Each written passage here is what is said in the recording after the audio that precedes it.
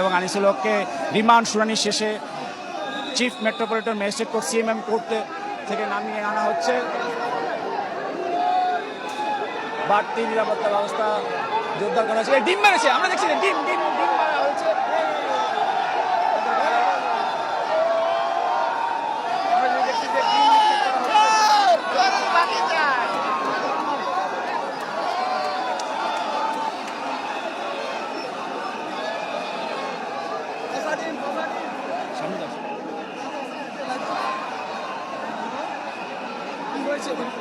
দশ দিন হ্যাঁ না না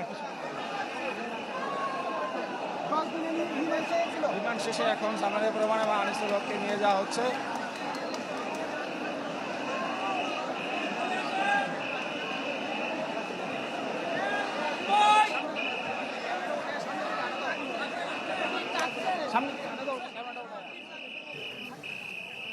দর্শক, আপনারা টেলিভিশনের পর্দায় কিছুক্ষণ আগে দেখলেন যে ঢাকার সিএমএম আদালত থেকে এইমাত্র সালমান এফ রহমান এবং আনিসুল হককে নামিয়ে নিয়ে আসা হলো। এবং কিছুক্ষণ আগের যে ঘটনা এবং সর্বশেষ তথ্য যেটা বলছে যে সিএমএম আদালত এজলাসে তোলার পর পুরো শুনানি শেষ করে এই আদালত 10 দিনের রিমান্ড মঞ্জুর করেছেন। আমাদের সহকর্মীরা এই ব্যাপারে আপনাদেরকে সর্বশেষ তথ্য দিচ্ছিলেন এবং